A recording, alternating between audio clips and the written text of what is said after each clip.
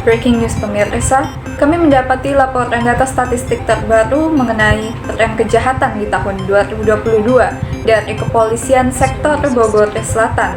Berikut laporan beritanya akan disiarkan oleh jurnalis kami, Wende Natia Kanza di Bogor. Baik, laporan data statistik dari Polsek Bogor Selatan didapati bahwa sepanjang tahun 2022, dari awal Januari hingga Juni, tepatnya pada tanggal 22, kasus paling banyak yang dilaporkan di Polsek Bogor Selatan adalah kasus penipuan yang dilaporkan sebanyak 5 kasus. Diikuti dengan kasus pengeroyokan yang dilaporkan sebanyak 4 kasus. Selanjutnya, kasus terbanyak ketiga yang dilaporkan terdapat kasus curanmor, dan penganiayaan, yang masing-masing dilaporkan sebanyak 3 kasus. Dan terdapat masing-masing 1 laporan terhadap kasus penggelapan atau penipuan. Pemirsa dapat melihat dari grafik yang kami tampilkan berdasarkan data tersebut. Maka kasus paling banyak yang terjadi dalam waktu kurun 6 bulan, yaitu dari Januari hingga Juni 2022. Kasus penipuan adalah kasus yang paling sering terjadi di wilayah Bogor. Pada urutan kedua ada kasus pengeroyokan, dan di urutan ketiga kasus curanmor, dan penganiayaan. Lalu di urutan keempat ditempati oleh kasus penggelapan atau penipuan. Berikut kami berikan cuplikan kejadian dari kasus-kasus tersebut.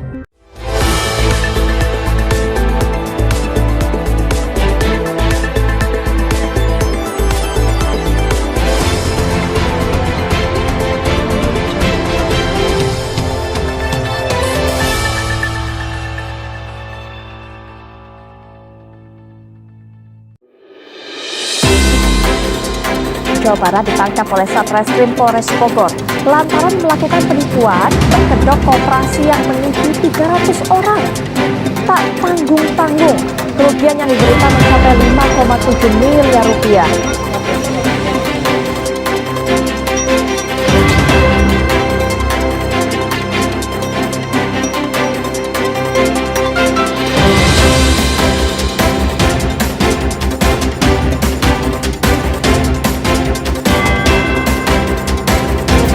Rekaman CCTV saat 2 orang pelaku komplotan curanmor dan gasak sampai di Polres Bogor berikan sistem rumah tangga yang terparkir di depan rumah di Klaster Laten Nerpol Park Bukit Tol, Gunung Putri Bogor, Jawa Barat. Dalam video yang terekam CCTV, kedua pelaku tak butuh waktu lama untuk menggasak motor korban. Dari rekaman CCTV ini, saudara, mereka membagi menjadi 2 tim bersepeda motor. Tim pertama bertugas sebagai eksekutor dan tim kedua mengawasi keadaan sekitar. Satreskrim Polres Bogor Kota dapat menangkap komplotan ini dan mengamankan sejumlah barang bukti sepeda motor, alat pecah kaca, serta laptop yang merupakan barang bukti pencurian. Menurut pengakuan pelaku, mereka baru 1 kali melakukan aksi. Namun apabila melihat cara mereka beraksi, nampak terlihat tenang dan profesional. Dua pria warga Cisarua dikeroyok oleh sejumlah pria yang tengah menyewa villa di Cisarua Puncak, Kabupaten Bogor, Jawa Barat. Korban mengaku dipukuli lantaran pelaku tak terima ditegur saat bermain pingpong pada dini hari. Sebuah video yang memperlihatkan sekelompok pria yang tengah menyewa villa di dekat pemukiman warga di Cisarua Puncak, Kabupaten Bogor, Jawa Barat mengeroyok 2 orang warga Cisarua. Dalam peristiwa tersebut, pemirsa, 2 korban mengaku dipukuli pelaku yang merupakan tamu villa lantaran pelaku tak terima ditegur warga saat bermain pingpong. Keenam tersangka yang ditangkap berinisial BS, GN, DD, SB, DD, dan WH. Mereka ada yang masih aktif sebagai kepala sekolah dan ada yang merupakan pensiunan. Dari ke-6 tersangka, 1 diantaranya telah mengembalikan uang sebesar 75 juta rupiah dan 1 unit mobil kepada pihak Kejaksaan Negeri Kota Bogor sebagai barang bukti. Ke-6 orang yang menjabat sebagai Ketua Kelompok Kerja Kepala Sekolah atau K3S diduga terlibat dalam penyimpangan dana bantuan operasional sekolah untuk 128 sekolah dasar di Kota Bogor. Baik, terima kasih Wende Natia Kanza atas laporannya. Pemirsa, kami mengundang beberapa pakar dan ahli dalam bidangnya untuk dapat menjelaskan fenomena kejahatan di tahun 2022 ini. Kita terhubung dengan Bapak Aditya sebagai salah satu kepolisian di bidang divisi kriminal, dan ada Bapak Devigo Aditya sebagai salah satu pakar sosial, dan Ibu Quinta Olivia sebagai kriminolog. Kita berbincang terlebih dahulu dengan Bapak Aditya. Bapak, saya ingin bertanya, mengapa kasus-kasus seperti ini seringkali terjadi di Bogor? Mohon tanggapannya, Pak. Ya, benar sekali Mbak. Laporan kasus penipuan memang paling banyak dilaporkan dengan bermacam-macam jenis penipuan yang terjadi. Namun yang paling banyak terjadi adalah penipuan investasi. Penipuan investasi ini motifnya banyak sekali. Ada investasi tanah, arisan, dan investasi online. Korban melaporkan bahwa pelaku mengajak korban untuk berinvestasi, namun uangnya dilarikan. Untuk kasus penipuan ini, kami sudah menyelesaikan 4 kasus dengan menangkap pelaku serta barang bukti. Dan diharapkan masyarakat tidak lagi tertipu oleh motif pelaku yang berkedok investasi ini. Sedangkan untuk kasus seperti pengeroyokan itu adalah tindakan main hakim masyarakat itu sendiri. Pernah sempat viral kasus yang menuduh tabrak lari, mencuri di jalanan, lalu mengundang masyarakat untuk main hakim sendiri dengan menuduh korban sebagai pelaku.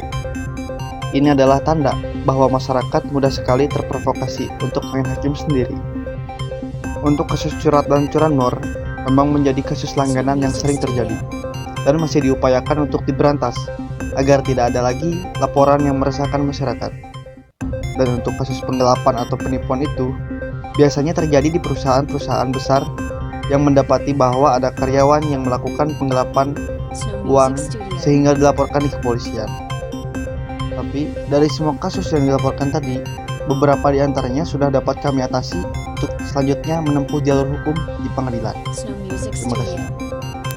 Baik, terima kasih Pak Aditya atas tanggapannya. Kita beralih untuk berbincang dengan Bapak Devigo selaku pakar sosial. Bapak, saya meminta tanggapan Bapak mengenai fenomena kasus-kasus yang terjadi di Bogor ini. Menurut pandangan kondisi sosial masyarakat saat ini, mohon ditanggapi. Silakan Pak. Baik Mbak, saya menanggapi kasus-kasus tersebut dengan sudut pandang ekonomi. Karena faktor ekonomi ini bisa mempengaruhi perilaku seseorang untuk berbuat kejahatan dan juga mudah menjadi korban kejahatan. Sebagaimana yang kita lihat dalam kondisi masyarakat saat ini, bahwa perekonomian Indonesia yang menurun karena dampak COVID-19 ini membawa dampak kepada masyarakat pula. Walaupun Indonesia mulai perlahan-lahan memulihkan ekonominya, namun kondisi ekonominya tercatat bahwa ada angka kemiskinan, pengangguran, kriminalitas Indonesia itu sangatlah tinggi di samping padatnya penduduk Indonesia. Hal ini sangat memungkinkan seseorang untuk berbuat kejahatan, misalnya seperti kasus penipuan yang disampaikan oleh Bapak Aditya. Pelaku mungkin mengiming-imingi universitas dengan hasil uang yang berlipat ganda. Mengapa korban dengan mudah tertipu? Karena korban pasti ingin uang instan dalam jumlah yang besar, dan juga kurangnya pengetahuan korban. Sama hal dengan pelaku. Untuk mendapatkan uang dengan mudah, ia melakukan penipuan terhadap korban. Mungkin itu saja yang dapat saya sampaikan, Mbak. Terima kasih Bapak Devigo atas jawabannya. Kita beralih berbincang dengan Ibu Quinta Olivia yang berprofesi sebagai kriminolog untuk menanggapi fenomena kasus ini dari sudut pandang kriminolog. Baik, Ibu Quinta Olivia, saya ingin meminta pendapat Anda. Mengapa kasus-kasus di Bogor ini seringkali terjadi? Bisakah Anda menjelaskan mengenai kasus ini dari sudut pandang kriminologi? Silahkan dijawab, Ibu. Terima kasih atas pertanyaannya Mbak. Saya akan menanggapinya melalui sudut pandang kriminologi. Mengenai kasus-kasus yang belakangan yang terjadi di Bogor, dapat diidentifikasi dari pelaku, korban, dan reaksi masyarakat. Dari pelaku, yaitu mengapa pelaku melakukan tindakan tersebut dan ciri-ciri korban yang dicari pelaku itu seperti apa. Setelah saya menyimak pembicaraan dengan Bapak Adit dan Bapak Dev, mungkin alasan pelaku itu adalah karena uang atau faktor ekonomi. Dan korban yang diincar adalah mereka yang mudah percaya, sehingga korban bersedia menginvestasikan uangnya dalam jumlah besar. Demikian juga dengan kasus-kasus yang lain, seperti yang dilaporkan tadi ada kasus curat, curanmor, dan penggelapan. Sangat mungkin sekali yang menjadi alasan pelaku melakukan ini adalah uang. Dan juga korban memiliki peran di sini, sehingga mereka bisa menjadi korban dalam berbagai kejahatan. Salah satu ciri orang yang mudah dijadikan korban adalah mudah terlena. Misalnya terlena dengan omongan orang lain sehingga mudah percaya. Diiming-imingi apa saja mau, dan terlena juga dalam menjaga barang berharga sehingga mudah dicuri. Ya, namun memang banyak sekali cara penjahat untuk melancarkan aksinya, sehingga kita harus mempelajari ini dan melakukan pencegahan dari diri sendiri agar tidak menjadi korban kejahatan. Seperti jangan keluar sendirian di malam hari, jangan melalui jalan yang sepi, belajar bela diri, dan lain sebagainya yang bisa kita lakukan untuk mencegah kejahatan itu menimpa kita. Dan yang terakhir adalah reaksi masyarakat dalam menanggapi kasus-kasus tersebut seperti ada kasus pengeroyokan. Itu adalah salah satu reaksi masyarakat yang main hakim sendiri. Selain itu ada juga jalur hukum yang bisa diberikan kepada para pelaku kejahatan ini. Seharusnya kasus-kasus seperti ini dapat ditangani oleh badan hukum, dan sebaiknya hukum diterapkan dengan baik di negara ini agar pelaku jera dan masyarakat pun puas sehingga tidak ada yang main hakim sendiri. Mungkin begitu saja Mbak yang dapat saya sampaikan untuk menanggapi kasus-kasus yang terjadi di Bogor selama 6 bulan di tahun 2022. Baik, terima kasih tanggapannya Bapak dan Ibu, dan terima kasih juga karena bersedia hadir di televisi berita kami. Baik pemirsa, dapat kita simpulkan bahwa fenomena yang terjadi di Bogor dipengaruhi oleh beberapa faktor, yakni pelaku, korban, dan juga reaksi masyarakat. Selain itu, masalah ekonomi dan juga masalah sosial di negara Indonesia yang belum teratasi ini ikut andil dalam terjadinya kasus-kasus kejahatan yang ada di Bogor. Saya Manuela, selaku pembawa acara berita hari ini, pamit undur diri. Sampai jumpa.